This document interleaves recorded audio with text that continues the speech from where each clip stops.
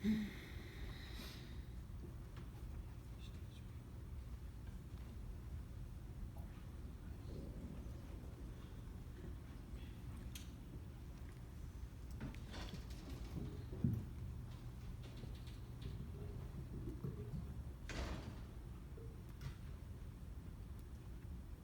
sir. The other cops, they can go. I'm sorry? They can go. She's hurt. They can go. The other cops can go. She's releasing the police They officer. can go. The cops. It's too much. She can go. I guess she'd like to talk to you, sir. No, I'm saying that he can go. They don't have to stay. Oh, he can go. Yeah, they don't have to stay. You're free to go. They done worn her out.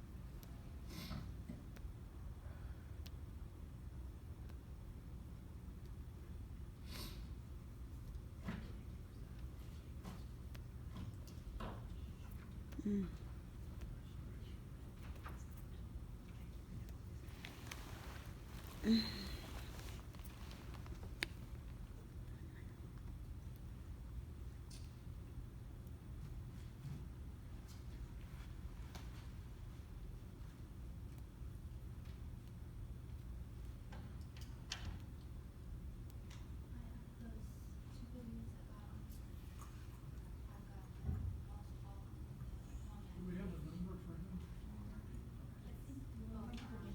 They went to go get him. You just grab them keys. You want that one out? Yeah.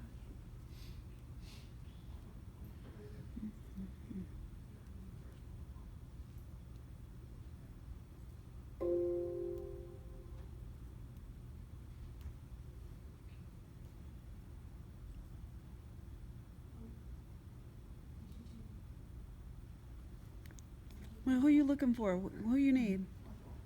Okay, want me to go get her? Okay.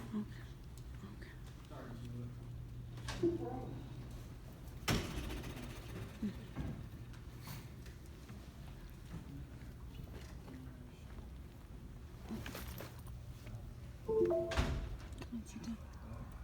Sit down, Mama. Sit down. Gotcha.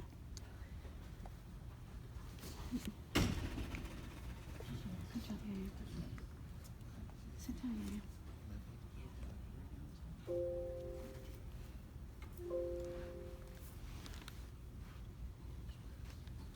Okay, it's 3:51, and we're back on the record. Ms. Howard, how are you doing? Okay. Can you proceed?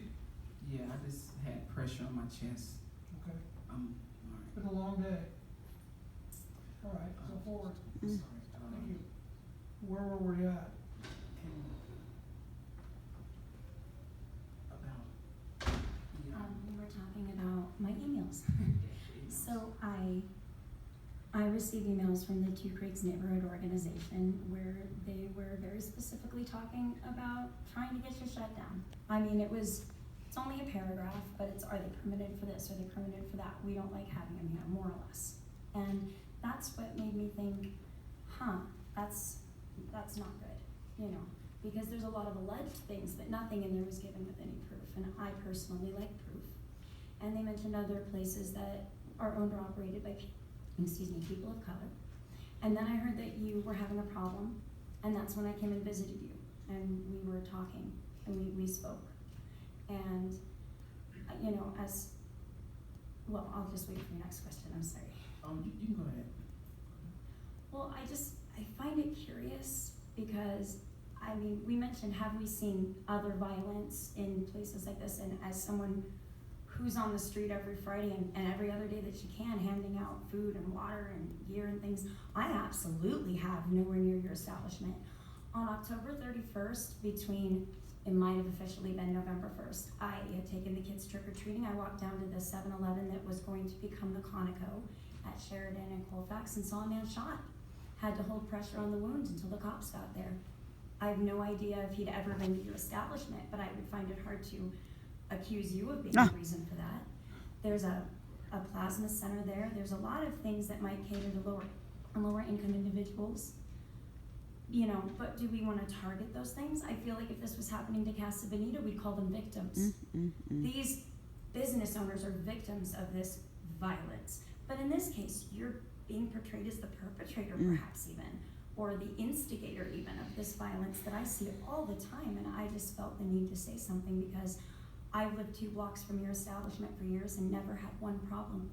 I've gone to that liquor store and seen people, and I know why she did it. She asked to use the bathroom, he told her no, and as I walked out, she's like, well, how do you like this? And she urinated and defecated right in front of me, in front of that entrance. But we're not here today, till I mentioned it, talking about that. We're talking about people trying to make a living and raise their kids. You know, we gave $500,000 to Whole Foods, but we're here talking about how there's violence on Colfax, and you're also on Colfax, so therefore it must be you. And that's why I approached you with the emails, and that's why I came to you with that information, because I have suspicions there's some profiling here because of development, because we're not taking factors into account.